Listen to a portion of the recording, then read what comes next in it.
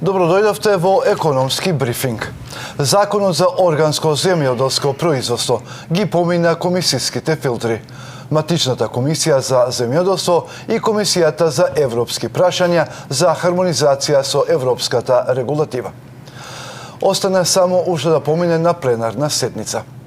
За целите и начелата на предлог законот, денес во Собраниското студио ќе разговарам со пратеникот Златко Пенков, дипломиран земјоделски инженер, тоа мора да го спомнам, и со Драги Цветковиќ од Комора на органски производители. Добро дојдовте во Собраниското ТВ студио. Добро ве најдем.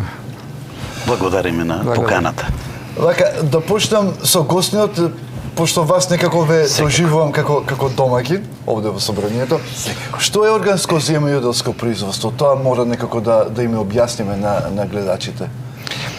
Органско земјоделско производство представува интегриран систем на производство на храна кој се темели на природни процеси, одржливо користење на ресурси, заштита на животна средина и високо ниво на благосостојба на животните.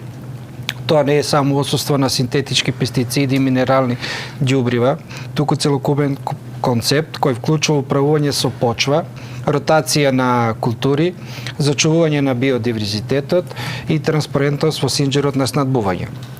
Според новиот закон, органско производство ги опфаќа сите фази на примарно производство, преку преработка и складирање, до транспорт и продажба со строго утврдени правила, контроли и систем на сертификација. И пред него што сега се менува со новиот закон за органско земјоделско производство во однос на досегашната регулатива? Па, она што е доста интересно да се спомне дека ако го дефинираме органското земјоделско производство на начин како што почитуваниот колега го дефинира, тоа е дека органското земјоделско производство представува начин на производство каде што сите мерки кои што се превземени во делот на тоа производство се во согласност со законот, тогаш мораме да знаеме дека има и какви разлики помеѓу овој сегашниот закон кој што е на сила и ова предлог законско решение кој што морам да спомнам дека е целосно усогласен со правилата на Европската Унија. Кои се тие придобивки кои што ние сега треба да ги очекуваме со ова предлог законско решение? Прво е поддршката кај малите производители преку така наречената групна сертификација со кое што ќе се овозможи од една страна да имаме намалување на трошоците, од друга страна да се намалат и тие административни бариери. Тоа во стартна позиција ќе овозможи и поголема конкурентност кај малите земјоделски производители. Второ е засилениот контролен систем. Зошто? Затоа што кај потрошувачите треба да нема никаква дилема кога купуваат производ со ознаката органско, дека тој е 100% органски. Тоа е една новина, каде што имаме еден целокупен систем на следливост, со систем за внатрешни контроли, активација на Министерството за земјоделство, преку Државниот инспекторат за земјоделство, преку Агенцијата за храна и ветеринарство и секако контролните тела кои што треба да овозможат преку тие засилени контроли да се овозможи сигурност кај потрошувачите, а од друга страна и да дадат една поддршка за производители, поготово да се спречи она нелојална конкуренција. Исто така, имаме јасни правила во делот на означувањето, националното лого, што значи ознаката, да нема никаква дилема и двојба дека она што е напишано на самата ознака кореспондира и одговара на реалноста. Значи, сите овие работи кои што се дефинирани во предлог законското решение треба да овозможат да имаме една сосема нова ситуација во делот на органското производство и органското производство да си го завземе вистинското место, а тоа е да биде предводник за се она што следува и за еден многу посигурен настап на европскиот пазар. Господин Цветковиќ, вашата комора беше дел од екипата која го составуваше законот, ако сум точен. Да, првите 2,5 години учествуваме активно. Која е вашата улога при ова? Која беше вашата улога? Како ние комора? учествуваме во работните групи, кај што се одредени проблеми сугерира искуството на терен и она што законот го налагаше. искуството што го имаме од други држави. Одеме на сајми во Нинберг, одеме на некои други сајми кај што имаме состаноци со одредени наши колеги, органски производители кои ни го пренесува нивното искуство. И што се менува со новиот закон? Новиот закон воведува модернизирана правна рамка која е во висок степен усогласена со регулативите на Европска унија и поврзани европски акти. Се зајакнува системот на официјални контроли преку пристап базиран на проценка на ризик и целосно следливост низ инџирот на садбување. Се воведува каталог на мерки во случај на неправилности, што значи дека постапувањето при сомнеш или утврдена несогласеност е појасно дефинирана. Дополнително се предвидува групна сертификација како нов инструмент за олеснување на административниот товар кај малите производители или малите фармери. И дали новите правила ќе значат и ќе се одразат кај малите фарми, кај малите производители? Да, новиот закон предвидува построг. Да, значи новиот закон предвидува построги, пофокусирани контроли. Контролите ќе се проведуваат врз основа на ризик со посебен акцент на наследливост и интегритетот на производот. За малите семени фарми ова може да значи потреба од подобра евиденција и организација на производство. Сепак преку групната сертификација им се овозможува на малите производители да се здружат и заеднички да ги намалат трошоците за инспекција и сертификација. Целта е да се балансират строгите стандарди со реалните капацитети на малите фарми. Како вие гледате на ова? Јас во потполно се сложувам со почитуваниот колега. Сакам само да кажам дека предлог законското решение за органско земјоделско производство не треба малите земјоделски производители да го сватат како заплашување. Напротив, треба со стандардизацијата и сето оно што значи го согласување со европските закони, европските стандарди, кај земјоделските производители, поготово кај малите, да имаме доза на сигурност, дека ќе биде одстранета нелојалната конкуренција, дека секој оној кој што сака да направи потек во смисол да направи ситуација да тоа што не е органско да го прикаже како органско ќе биде санкциониран.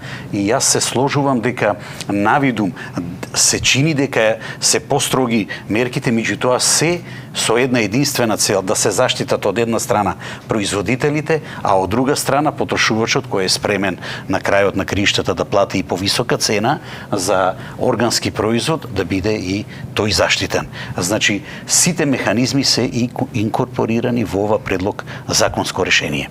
Мислите дека ќе биде ова потик за малите фарми да се здружат и да бидат попродуктивни? Јас искрено се надевам дека ќе биде сериозен импулс за здружување. Затоа што силата на малиот земјоделски производител е многу поголема кога имаме здружување. Тоа е во праксата многу пати докажано.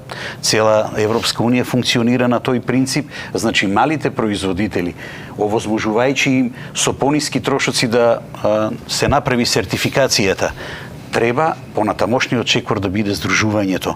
Здружување за да имаат еден заеднички настап, не само на македонскиот пазар, ценејќи го исклучително квалитетот на македонскиот производ, со една агресивна маркетинг кампања, да имаме што е можно поголем извоз на европскиот пазар. И дали мислите дека со новиот закон ќе се отворат, широко ќе се отворат вратите за македонските производи кон Европската унија? Домашните производители веќе функционираат во системот на контрола и сертификација, но новиот закон поставува повисоки стандарди во однос на документацијата, следливоста и превентивните мерки. Подготвеноста варира во зависност од големината и организацијата на фармите. Поголемите оператори генерално полесно ќе се прилагодат, додека малите ќе треба дополнително да инвестират во административни и организацијски капацитети. Сепак постепената имплементација и подзаконските акти ќе возможат транзицијски период за целосно усогласување. Доколку системот правилно се имплементира, малите фарми може да бидат добитници, а не жртви на овие промени. Во овој контекст, дали мислите дека ова новиот закон ќе ги отвори вратите за домашните производители во Европската унија, бидејќи нашите производи ќе бидат строго контролирани законски и тоа ќе донесе поголема доверба кај купувачите. Прашањето е одлично. Јас сакам да кажам во почетокот на овој одговор дека силно верувам во потенцијалот на македонскиот земјоделски производител. Знам неговата желба, знам вложениот труд. Се работи за производство кај што секојдневно се вложува труд и јас знам желбата да се произведе квалитетен производ со органско потекло. Воопшто не треба никој кај нас да се сомнева дека нашите земјоделски производители се подготвени, само треба како држава да се продолжи со мерките за помагање. Тоа од една страна дефинирано во законот за 2026 година некаде околу 100 милиони денари помош, меѓутоа од друга страна она што јас го спомнав, потоа треба засилени маркетинг кампањи, каде што во епицентарот на таа маркетинг кампања ќе биде квалитетот на македонскиот производ. Уште еднаш, кај мене не постои никаков сомнеш дека македонскиот земјоделски производител ќе биде комплетно подготвен да се носи рамо со земјоделските производители во Европската унија, пред се и над се произведувајќи и продавајќи квалитетен, екстра квалитетен македонски производ. И која е првата реакција на производителите? Еве, вие сте дел од комората, верувам дека имате чести контакти со производителите. Како они го доживуваат новиот закон? Видите, усогласувањето со европската регулатива создава предуслов за поголема доверба во македонските органски производи на пазарот на Европска унија. Со јасни правила за означување, сертификација и следливост се намалуваат бариерите за трговија и се олеснува пристапот до европските пазари. Ово отвара реални можности за зголемување на извозот, особено во сегменти каде што постои побарувачка за органски производи. Во матичната комисија немаше некоја поголема дебата. Ова многу интересно. Дали и пратениците веруваат и ја разбраа поентата дека тука нема простор за политика, дека се работи за некој добар закон кој ќе донесе придобивки. Точно. Забелешката ви е комплетно точна. Законот оди во редовна постапка со европско знаменце. Секој пат кога го користиме европското знаменце, значи дека се хармонизираме, усогласуваме со ЕУ стандардите. Она што треба да се каже дека два пати дојде на комисија на земјоделство, законот во прво читање и во второ немаше никакви забелешки. Тоа значи дека еве можам овде слободно да кажам дека и кај власта и кај опозицијата постои еднакво мислење дека ова треба да биде инвестиција во идниот развој на македонското земјоделство и мене ми е чест што сум дел од Комисијата за земјоделство, шумарство и водостопанство, кој што имаше можност, се уште има можност, доколку се сака да се реагира, меѓутоа законот во оваа фаза е оценет како исклучително квалитетен. И дали постојат ризици од злоупотреба на ознаката органско и дали граѓаните ќе бидат заштитени законски, пошто кога се подготвував за емисијата гледав некои практики европски и на пример производителите на маслиново масло велат дека бројот на процентот на фалсификувано маслиново масло во Европа е голем. Исто така и пчеларите алармираат за голем број на мед фалсифицира. И видите, ризик секогаш постои, особено кога вредноста на органскиот производ е голем. Меѓутоа, затоа новиот закон предвидува појасен систем за поефикасни механизми за заштита, построги контроли, следливост, каталог на мерки и прекршочни санкции за итна реакција при сомнеш на неосогласеност. За јакнатите официјални контроли и концептот на интегритет на производот треба да ја намалат можността за лажно означување и да ја зајакна довербата на потрошувачите. Тоа значи дека поголема заштита за потрошувачите, но и поголема одговорност за производителите или фармерите. Секогаш може да се најдат и дупки во законот и злоупотреба на производите. Колку вие верувате дека ознаката органско нема да биде злоупотребена? Јас ќе се надоврзам само на ова што колегата го кажа претходно. Секој пат постојат ризици, секој пат постојат ризици од злоупотреби, меѓутоа тогаш не разговараме за вистински земјоделски производители, разговараме за луѓе кои што им од само од нивни побуди може да преминат на операција која што јас ја нарекувам фалсификување. Со нив не треба воопшто да се бавиме. Предлог законското решение нуди низа опции, поготово преку системот на контролните тела, со системот за внатрешни контроли, Министерството како надлежен орган, потоа Државниот инспекторат за земјоделство, Агенцијата за храна и ветеринарство, кои што се со јасно се структурирани, така да било каков проблем да излезе во текот, тие имаат своји надлежности и можат да реагираат. Тука се сите овие мерки кои што беа спомнати, мерките за предпазливост и секако еден каталог на мерки кои што секој пат се применуваат кога ќе се утврди дека има неусогласено со законското решение. Сега за ова што го спомнавте вие, дека дали во системот има слабости, јас сакам да кажам дека доследната примена е клучот. Од кога ќе се донесе новиот закон, треба сите заедно да учествуваме и во неговата имплементација. Само со доследна примена на законското решение можеме да бидеме сигурни дека ќе бидеме 100% сигурни дека производот кој што се произведува под ознаката органско е 100% органско и потрошувачот и да плати цена, а секако дека 100% органските производи секој пат се со повисока цена, треба да биде убеден дека за своите пари добива исклучително квалитетен македонски производ во овој случај. Господин Цветковиќ, органското производство не е нешто ново во Македонија и досега имало.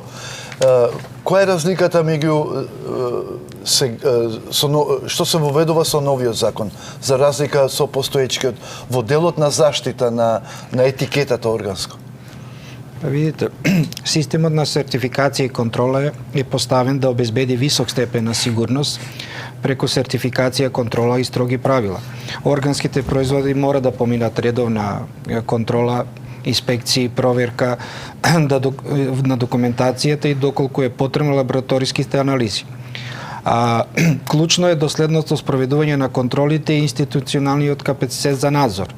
Со новиот закон се прави значаен чекор кон минимизирање на слабостите и зајакнување на интегритетот на органските производи. И колку потрошувачите на вистина може да бидат сигурни дека производот е 100% органски? Како ќе биде граѓанинот сигурен дека е органски? Дали ќе има инспекцијски надзори? Значи ви рекол да системот, сертификацијските куќи, целата контрола, значи самиот систем од примарното производство, следливоста, предвидливоста и контрола на самиот процес на дистрибуција и продажба на самите производи подлежи на законите кои какви што се, и тука мислам дека потрошувачите треба да бидат 100% сигурни. И за на крај, која беше потребата за да се носи овој закон? Потребата беше со тоа што ние се соочуваме со одредени пазари кај што нашите сертификати не важеа. Значи јас можам одговорно да кажам дека сите органски производители во Македонија кои се сертифицирани не од денеска, него со години уназад ги практикуваат сите европски закони. Меѓутоа, за излез на наш земјоделски производ или преработен производ органски во Европска унија требаше дополнителни сертификацијски куќи кои најчесто беа од надвор, од европските земји. Исто така имаме проблем за пазарите на Америка и Австралија. Таму па важат сосема други стандарди. Некои земји од Европска унија, за да се дополнително заштитат, си имат и своји посебни стандарди воведено, со кои што као повредни во однос на европскиот и барат посебни услови. Така да мислам дека со овој закон веќе пазарот ќе ни биде отворен, тоа што се практикува со целата сертификација може да биде достапно на европскиот пазар. Има ли некоја анализа кои производи најповеќе ќе имаат бенефит од новиот закон? Па видите, во Македонија најголем дел се растително производство и преработки. Пробуваме да ги охрабриме да одат малку во животинскиот свет, меѓутоа ние сме мала држава со мали површини, со мали потенцијали, мораме да најдеме модел за интегрирано производство, за ова што рече пратеникот во делот да бидат озбилни на тие пазари. Не е доволно само сертификатот, него треба да бидеме и као капацитети и поозбилни. Припознаени. И дали повеќе импортираме или експортираме органско производство? Па, нажалост, повеќе увезуваме. Така. Благодарам што бевте дел од економскиот брифинг. Благодариме на вас. Поштувани гледачи, гледавте економски брифинг. Со мене во студиото беа Златко Пенков, дипломиран земјоделски инженер, пратеник овде во собранието, и Драги Цветковиќ од Комората на органски производители. Останете на Собраниски канал.